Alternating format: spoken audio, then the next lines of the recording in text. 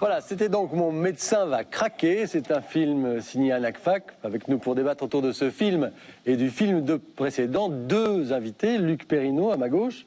Vous êtes médecin généraliste, vous enseignez les sciences humaines et sociales à la faculté médecine de Lyon. Votre dernier ouvrage s'intitule « À quoi sert vraiment un médecin ?» Nous le montrerons plus précisément en fin de cette émission, mais je le montre une première fois. Et on pourra aussi vous voir dans un documentaire qui sera diffusé sur Arte le 18 novembre prochain. Ça s'appelle La Consultation. Un documentaire où l'on vous suit dans votre cabinet, comme dans celui-ci, comme dans ceux qu'on a vus dans le premier film, où vous recevez vos patients. À ma droite, Ferdinand Gerlach, vous êtes également médecin généraliste, vous êtes aussi président de la Société allemande pour la médecine familiale, directeur de la faculté de médecine générale de Francfort. Vous avez été par ailleurs récompensé par le prix de la recherche en médecine générale. C'était donc en 2008. Ma première question, c'est pour vous, Monsieur Gerlach. La situation qu'on vient de voir dans ce film en Allemagne est absolument ahurissante. Elle est alarmante. Dans certains endroits et dans certains quartiers, on se demande comment la 4e puissance mondiale, là, ou même la 3e, peut se trouver dans une situation pareille. Est-ce que la situation pour les patients est aussi alarmante qu'on l'a vu dans ce film? Die Lage ist in manchen Gebieten prekär. Dans certains endroits, la situation est précaire. Dans d'autres, elle est tout à fait normale. Cette situation s'est dégradée progressivement ces dernières années pour plusieurs raisons. D'une part, avec le vieillissement de la population, on compte de plus en plus de personnes atteintes de maladies chroniques. Et d'autre part, nous souffrons d'une réduction du nombre de généralistes, dont on a instamment besoin pour soigner ces patients. Et nous souffrons aussi d'une mauvaise répartition de ces généralistes. Nous avons en revanche peu de difficultés du côté des spécialistes. C'est donc un processus rampant qui a de nombreuses causes. Tout d'abord, en Allemagne, on compte environ 51 000 généralistes et environ 63 000 spécialistes. Vous savez combien il y en a en France, des médecins généralistes? Il y en a 73 000 en France, et il y en avait d'ailleurs 82 000 l'année précédente. Donc ça a baissé, mais il y en a quand même 73 000 sur un quota de population beaucoup plus faible qu'en Allemagne. Donc il y a un différentiel de toute façon très fort entre la France et l'Allemagne sur ce point. Luc Perrineau, la situation en France est-elle comparable à celle qu'on a vue? J'ai cité les chiffres concernant les médecins généralistes. Est-ce que c'est si difficile aujourd'hui, ou aussi difficile que ça l'est dans certains quartiers en Allemagne, de trouver un bon médecin de famille, à la ville comme à la campagne d'ailleurs? Donc en France, il y a effectivement moins ce problème parce qu'il y a un peu plus de généralistes, ils sont en train de vieillir. Et effectivement, il y a l'inégalité sur le territoire qui est un vrai problème. Hein. Mais je crois que le problème... D'ailleurs, je cite une phrase d'un élu de Lozère que j'ai lu dans le journal Le Monde. Dans les zones rurales, écrit-il, mieux vaut être une vache qu'un homme. C'est quand même assez vache comme réflexion. Hein. Il faut dire que dans les zones rurales, il n'y a pas que les médecins qui ont disparu. On a fermé l'école, l'épicerie, la poste, la gare. Ouais. Je ne vois pas pourquoi le médecin y resterait. Hein. Donc il y a un problème de société qui est quand même que les services disparaissent des zones rurales. Alors, j'ai cité le chiffre tout à l'heure, Monsieur Gerlach. Le nombre de généralistes en France est passé de 83 000 en 2008 à 71 000 en 2009. 700 000 dans les années 70. Voilà, donc c'est quand même un gros chiffre par rapport à l'Allemagne. Mais si ça continue, cette baisse, est-ce qu'on ne va pas finir par ressembler en fait à la situation allemande bientôt? De toute façon, l'évolution de la médecine telle qu'elle est faite actuellement n'encourage pas au métier de généraliste. Ferdinand Gerlach, à propos de la nouvelle génération de médecins, vous dites ils ne veulent pas s'endetter pour s'installer et ils ne veulent pas courir ce risque. Ils veulent plutôt leur avenir dans une activité à temps partiel, on en a vu dans le film aussi, plutôt que dans un cabinet où ils sont seuls et ils doivent travailler à plein temps. C'est ça la vraie raison de la désaffection des étudiants pour la médecine généraliste en Allemagne? Il y a plusieurs raisons. Une raison importante, c'est la féminisation croissante de la médecine. En faculté de médecine, on compte aujourd'hui 2 étudiantes pour un étudiant et on s'attend à ce qu'environ... Qu'est-ce que ça veut dire, ça? Qu'est-ce que vous voulez dire par là? Ça veut dire que le fait que ce soit des femmes qui deviennent médecins généralistes change la donne de votre point de vue? Ah bon, pourquoi? Oui, cela change la donne parce que les jeunes femmes, mais aussi de plus en plus les jeunes médecins, ont aujourd'hui des attentes et des besoins différents d'autrefois. Ces jeunes femmes ne veulent plus se battre chacune dans leur coin, dans un cabinet médical rural, être en consultation ou d'astreinte 7 jours sur 7. Mais vous trouvez que c'est un problème de sexe, ça? C'est-à-dire que vous pensez que les hommes... Non, je pose la question parce que j'ai effectivement lu ça souvent dans les... Ja, nicht nur, aber stellen Sie sich vor, eine junge Pas Ärztin uniquement, hat einen Partner. mais imaginez une jeune femme médecin qui a un compagnon, qui est peut-être ingénieur ou économiste, juriste. Und der kann ganz Il peut schlecht mit difficilement seiner s'installer Partnerin, dans un mit petit einer village Landärztin avec sa auf ein partenaire kleines médecin de Dorf campagne gehen, parce denn qu'il ne dort trouvera pas de findet Gnade. travail. Sein Unternehmen, L'entreprise seine pour Firma, in der laquelle il arbeitet, travaille erwartet compte von ihm sur sa Mobilität. mobilité. Er möchte Il vielleicht devra oder probablement muss changer mehrfach plusieurs von fois de seiner poste au cours de sa Laufbahn carrière. Arbeitsplatz Il va wechseln. devoir Das voyager.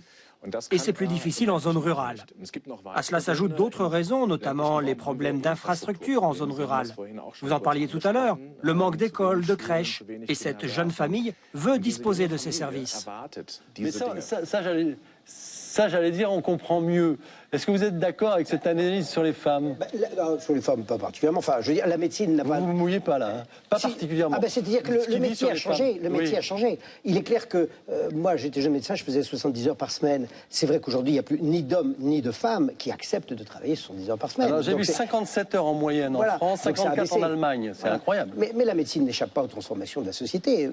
Mon confrère vient d'évoquer le problème des couples. C'est vrai que dans les couples, les deux travaillent et c'est difficile de trouver deux métiers à la campagne. Alors, vous disiez en préparant cette émission, 60% des étudiants de première année veulent devenir généralistes. Oui, oui. C'est-à-dire quand ils rentrent à la fac, ils veulent devenir généralistes. Et quand ils en sortent, il y a simplement 9% des diplômés de médecine qui deviennent médecins généralistes à la sortie des études. Libéral, oui, oui. Et qu'est-ce qui s'est passé entre-temps, dans ces 7 ou 8 années, pour que leurs intentions du départ se perdent comme Mais ça? c'est très facile à comprendre. Le primum movens, c'est un peu la vocation, j'allais dire, ça existe encore. Il y a quand même une vocation. C'est un métier qui est un peu emblématique. C'est comme journaliste, pompier, c'est une vocation. Encore ou avocat, ou ce que vous voulez. C'est des métiers qui ont quand même, qui sont forts au niveau de l'image du métier. Et donc, il y a la vocation, ils parlent beaucoup d'humanitaire.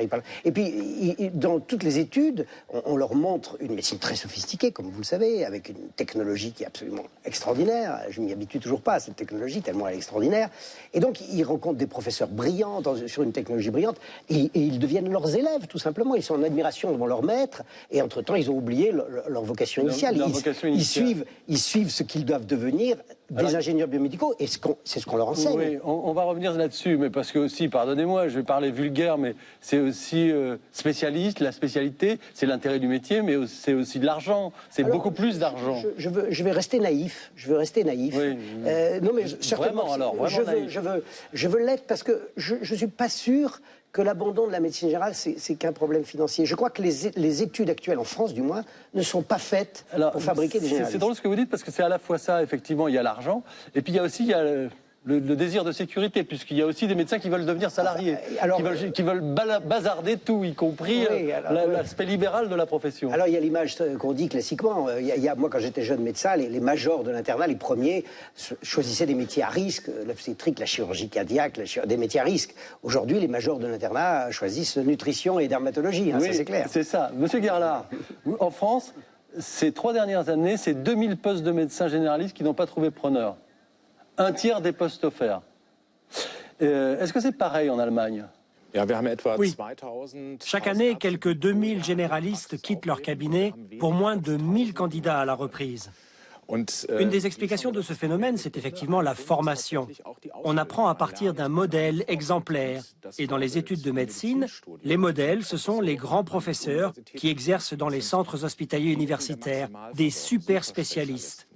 Et il y a trop peu de généralistes impliqués dans la formation des médecins et qui soient en mesure de montrer l'intérêt du travail du généraliste et la diversité de ses missions.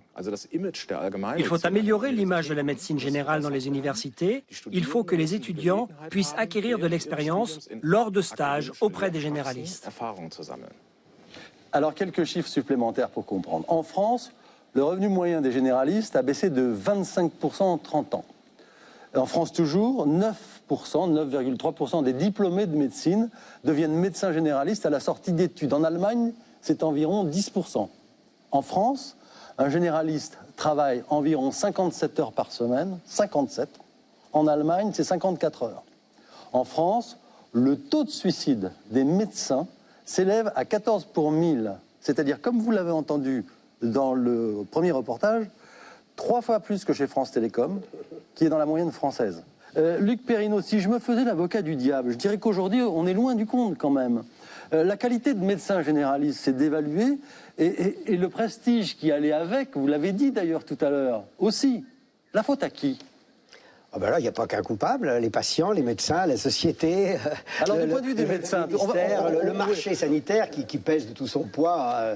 La santé, c'est un énorme marché qui progresse énormément et qui pèse de tout son poids sur les systèmes. On voit dans le deuxième film, celui qui se passe en Allemagne, un médecin annoncer à un patient qu'il a sûrement une maladie grave avant de le congédier dans les 5 minutes. C'est pas terrible, ça, quand même. Pourtant, cet homme, on comprend, il est pressé, il y a plein de gens autour. Mais quand se pose une question comme celle-là, ça fait drôle de voir ça, quand même. Oui, c'est très déconcertant. Et de ce point de vue, l'Allemagne est en mauvaise posture. On cumule un grand nombre de consultations très courtes. C'est lié à notre système d'honoraires, au mode de rémunération des médecins. Je peux donner une information aux téléspectateurs? C'est... Une étude réalisée par une fondation spécialisée dans la santé montre qu'un médecin en Allemagne consacre en moyenne 9 minutes. 9 minutes par patient. Donc on comprend mieux. C'est un vrai problème, parce que les généralistes eux-mêmes souhaiteraient avoir plus de temps à consacrer à leurs patients. Mais le système d'honoraires et le nombre élevé de consultations, au total en moyenne 18 consultations par an et par habitant, cela ne permet pas de prendre son temps. Dans notre système, on paie la maladie plutôt que le médecin. Vous leur dire moins? Encore? Oui. Mais par exemple, il y a en moyenne, toujours en Allemagne, on a un autre chiffre. Un médecin coupe la parole à son patient, comme moi je vous coupe la parole, pardonnez-moi. Un médecin coupe la parole à son patient qui décrit ses symptômes au bout de 18 secondes. C'est une étude. Au bout de 18 secondes, il coupe la parole. C'est-à-dire, est-ce qu'on peut bien... pardonnez-moi, c'est une question vraiment de patient que je pose. Je comprends que des médecins soient un peu agacés par ça. Mais est-ce qu'on peut sérieusement bien soigner son patient si on le coupe toutes les 18 secondes quand il expose son cas? C'est une très bonne question. Nous voudrions que cela change. Mais le médecin dans son cabinet est sous pression. Il veut aller le plus vite possible droit au but. Et c'est pour cela qu'il interrompt son patient. Nous essayons d'inculquer à nos étudiants qu'il ne faut pas fonctionner comme cela. Et que bien écouter ses patients, c'est même au bout du compte un gain de temps. Mais c'est vraiment un problème inhérent au système d'honoraires. Les médecins, comme les patients, courent, comme un hamster dans la roue, dans sa cage. Il faut en sortir. Il faut que les médecins soient payés pour maintenir leurs patients en bonne santé et pas pour multiplier les examens pas toujours nécessaires. Pardonnez-moi de vous avoir coupé la parole. Luc Perrineau, en France, c'est combien de minutes par patient? Alors on dit que c'est 15, je crois que c'est 15, oui, 15, 20. Et c'est pareil, dans les cabinets de médecins en France, on a tous plus ou moins vécu ça.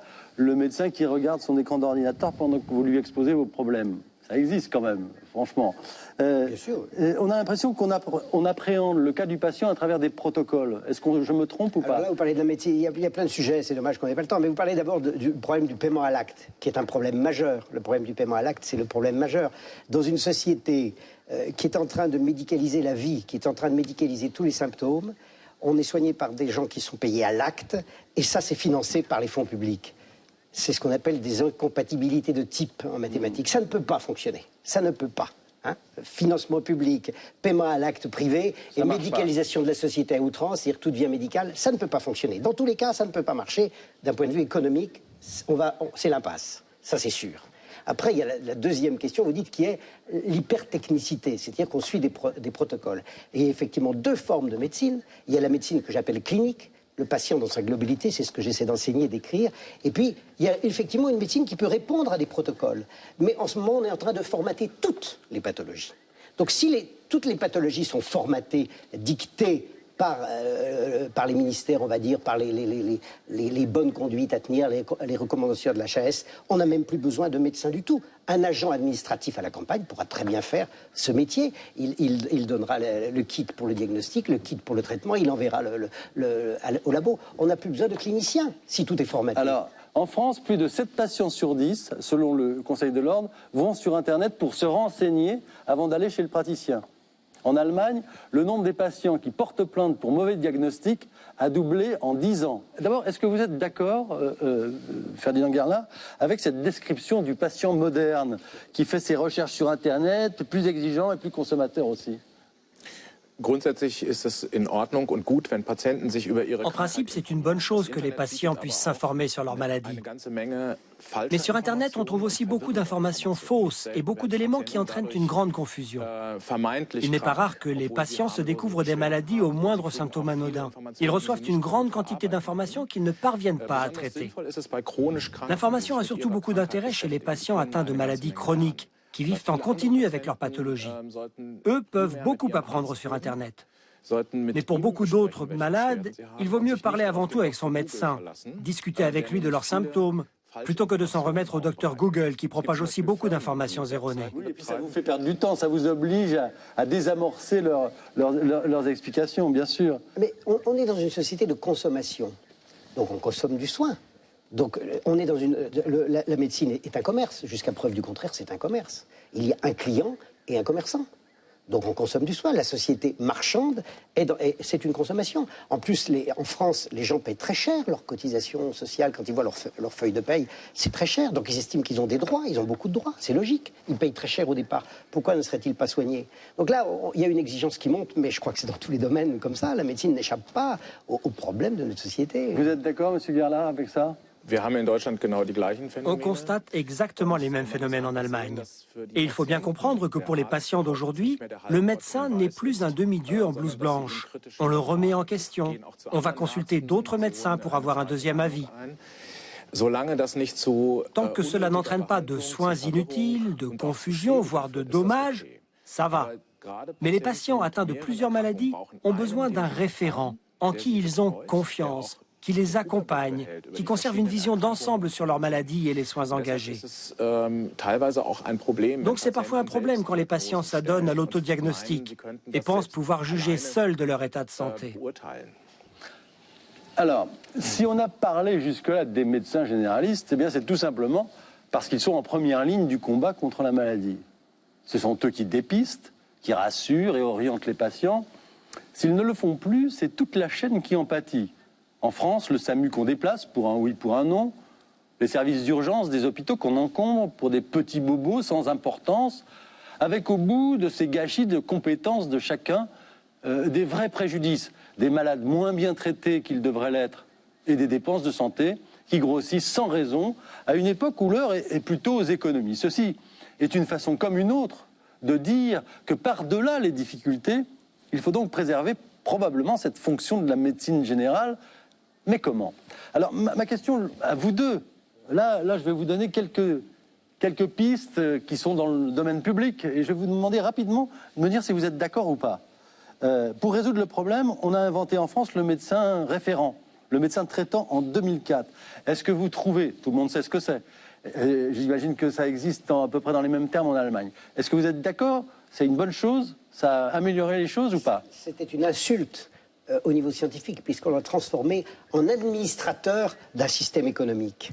Alors que le clinicien que je suis, et je pense que mes confrères veulent être, c'est justement sous l'aspect scientifique. La science clinique, c'est la science la plus oubliée aujourd'hui, qui est délaissée. Il faut la réhabiliter. Oui, mais et donc, pour réhabiliter la science clinique, il faut plus, comme je disais, qui est généraliste, spécialiste, il faut clinicien et technicien. Mais le médecin référent, c'était un médecin pour la sécurité sociale. C'était pour un problème économique. Généralement, les réformes en France, elles n'ont qu'une visée, qui est une visée économique. Donc sur le plan médical, de limiter l'accès aux spécialistes. Mais sur le plan médical, ça n'a rien fait. Ça a fait que pour le patient. Vous êtes obligé de... Si les patients veulent aller voir le spécialiste, ils vont aller le voir. Ils vont le voir dans tous les cas. Ça existe le médecin référent en Allemagne, c'est pareil? Dans le système allemand, les malades peuvent, s'ils le veulent, désigner un médecin référent chargé de coordonner et d'accompagner le parcours médical du patient. C'est une bonne chose. Des études menées dans divers pays ont montré que la coordination et le suivi par un médecin traitant ont un effet bénéfique sur la qualité des soins et sur le degré de satisfaction des patients. C'est particulièrement important pour les personnes âgées atteintes de plusieurs maladies chroniques. Bon, il est plutôt, lui, favorable à ça. Alors, c'est bon, la personne à qui on va se confier. Il ne doit pas s'agir d'un suivi purement administratif, mais bien d'un suivi médical, compétent.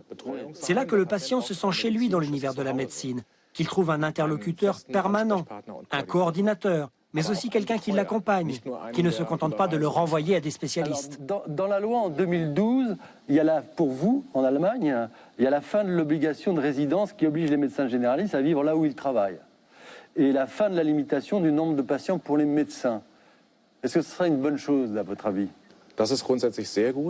C'est une très bonne chose, parce que cela va dans le sens de la génération montante.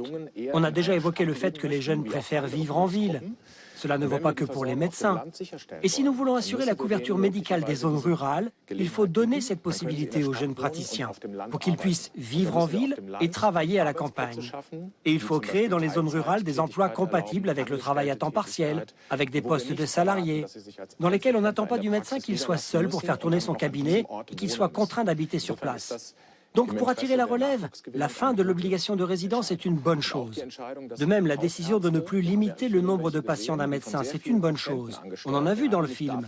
Ils ne doivent plus être sanctionnés, comme c'est le cas aujourd'hui, parce qu'ils ont beaucoup de patients et qu'ils rédigent beaucoup d'ordonnances. On leur reproche de trop traiter de cas, de trop prescrire. Ça ne peut plus durer.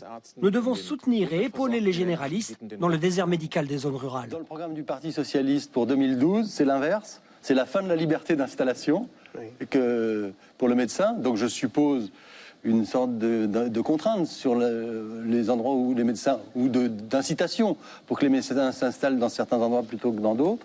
Et le paiement au forfait. Qu'est-ce que vous en pensez? Si vous me demandez mon avis, je pense qu'il faut de toute façon encadrer la médecine. Alors, mes confrères syndicalistes ne seront pas contents, mais on est obligé de l'encadrer. Économiquement, je répète, on ne peut pas assumer une société qui se médicalise complètement avec un système de paiement à l'acte, un métier libéral, c'est pas possible. Donc, il faudra l'encadrer. Alors, que le médecin soit salarié de la fonction publique, pourquoi pas, qu'il soit encadré comme il faut réguler le marché. Je veux dire, c'est le même problème, en fait. Alors, autre proposition, la télémédecine comme réponse high-tech à la pénurie des médecins ou la désertification. D'accord, pas d'accord? Dans certaines limites, oui, mais il ne faut pas en surestimer l'effet. Selon certaines études, cet effet est très restreint. Mais quand les distances entre patients et médecins sont grandes et quand l'objectif est précis, par exemple la surveillance d'un rythme cardiaque pour des patients à problème, on peut envisager de recourir à la télémédecine. Mais ce n'est pas ce qui va résoudre le problème de la désertification médicale des zones rurales. Pareil, d'accord, pas d'accord, très... La télémédecine, pas pour le diagnostic, mais pour le soin, je pense que ça pourrait même ça pourrait permettre de remettre des médecins dans des lieux isolés. La télémédecine pourrait les aider, mais dans le cadre du soin, du suivi. Alors, dernière question précise, vous l'avez évoqué tout à l'heure, des super infirmiers, en gros, qui assumeraient une partie des missions actuellement assumées par des médecins. Je prends par exemple l'exemple prescription d'examen, renouvellement d'ordonnances, anesthésie locale et petite chirurgie pour un pédicure par exemple, manipulateur radio formé à l'échographie cardiaque, coloscopie réalisée par des infirmières. Si toutes ces activités qui pourraient être faites par d'autres gens que les médecins étaient faites par exemple par des infirmiers ou par des super infirmiers, ça soulagerait le médecin généraliste. D'accord? Évidemment, évidemment. Et vous, d'accord? Je suis entièrement favorable à une coopération forte entre les métiers du corps médical et à une délégation de certaines tâches, mais dans le cadre d'un travail d'équipe. Il faut que les professionnels coopèrent, mais en se connaissant, en sachant ce que font les autres, en communiquant et en se concertant étroitement sur le suivi du patient. Et à chaque étape du parcours médical, il faut se demander s'il est utile qu'un médecin s'en charge ou si quelqu'un d'autre peut gérer l'acte, mais toujours en étroite concertation au sein du groupe de soignants. C'est pas ma question. Ah oui, d'accord, je comprends.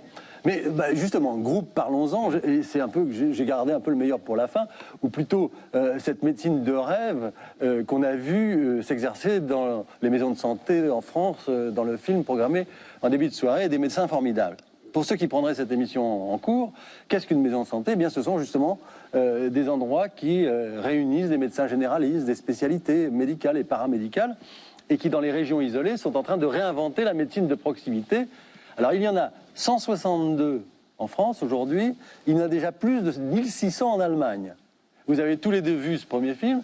Monsieur Garlard, quel bilan vous tirez de ces maisons de santé en Allemagne? Puisque, forcément, vous avez le recul, vous avez 1600 maisons de santé, nous n'avons que 160, vous avez une expérience dans ce domaine. On observe une tendance lourde à la coopération, au regroupement des compétences entre professionnels de santé. C'est une bonne chose. Mais comme souvent, tout n'est pas parfait. Et il faut être aussi vigilant face au groupement que face aux médecins isolés. Mais la plupart des jeunes médecins veulent aujourd'hui pouvoir travailler avec d'autres et pas seuls dans leur coin. Et nous devons leur offrir cette possibilité, en particulier en zone rurale. C'est un moyen d'attirer de jeunes médecins en leur permettant de combiner un temps partiel salarié dans une structure et un temps partiel libéral. Beaucoup de jeunes ne seraient pas prêts à s'installer entièrement seuls dans ces zones rurales. Donc c'est une évolution bénéfique.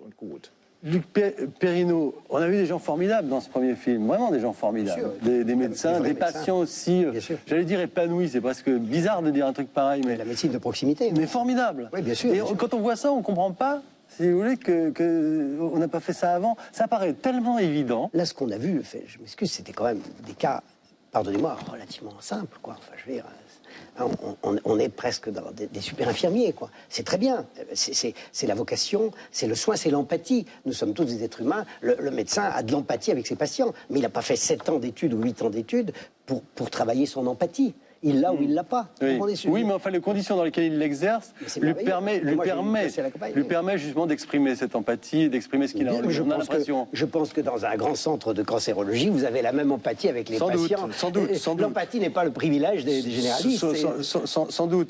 Je pense aussi que ce que renvoient les patients quand vous leur donnez ça est réconfortant aussi pour le médecin. Il y a l'image un peu d'Épinal du généraliste, on cultive cette image d'Épinal, et moi j'essaye de valoriser le scientifique clinicien, et c'est très difficile dans notre pays, et on valorise cette image d'Épinal, quelque part pour moi, cette image d'Épinal, elle est un peu ringarde, et on la revalorise en permanence. Donc c'est très difficile. Moi je crois qu'il faut vraiment valoriser le métier de clinicien globaliste, polycompétent, et le valoriser à tout point, de toutes les façons possibles. Vous savez, par l'enseignement et par le... Je vais vous donner un avis de journaliste, je vous le lis. Vous allez voir, le médecin de demain ne sera pas moins performant. Bien au contraire, il va travailler en équipe dans des maisons de santé. Il pourra déléguer les gestes techniques à des assistants médicaux. Il n'est pas besoin de 10 années d'études pour vacciner, effectuer un électrocardiogramme ou un scanner. De fait, il pourra reprendre du temps pour se consacrer à l'écoute du patient, au diagnostic, ou à prodiguer un avis d'expert. C'est en gros le territoire qu'on a balisé dans cette émission. Vous êtes d'accord avec ça? Tout à fait d'accord avec cette conclusion. Je voudrais juste, pour terminer, vous poser une question à laquelle je vous demande de me répondre vite. Vous connaissez évidemment cette partie du serment d'Hippocrate. Guérir rarement, soulager parfois, consoler toujours. Est-ce que vous croyez que cette partie du serment d'Hippocrate est toujours d'actualité? Oui, et même plus que jamais, parce que les patients atteints de maladies chroniques, nous ne les guérissons pas. Nous devons donc les accompagner, les soulager et aussi les consoler. Donc cela reste d'actualité. Et nuire jamais. Et nuire jamais. Vous ajouterez? Et nuire jamais. Devant. Et nuire jamais. Voilà. Vous avez eu raison de dire que on disait beaucoup de choses dans cette émission, mais on ne pouvait pas tout dire. On a essayé simplement d'éveiller la curiosité des téléspectateurs sur ce sujet. Je pense que grâce à vous, nous y sommes arrivés et je tiens à vous en remercier. Merci. Voilà, cette émission est maintenant terminée. J'espère qu'elle vous a intéressé. Merci de l'avoir suivie. Pour en savoir encore plus sur le sujet, je vous invite à consulter, je vous l'ai dit tout à l'heure, le livre de Luc Perrineau, « À quoi sert vraiment un médecin ?» C'est aux éditions Armand Collin. Je vous invite aussi à surfer sur le site d'Arte, arte.tv. Vous pouvez bien sûr nous écrire. Et en attendant, restez sur Arte et au mois prochain.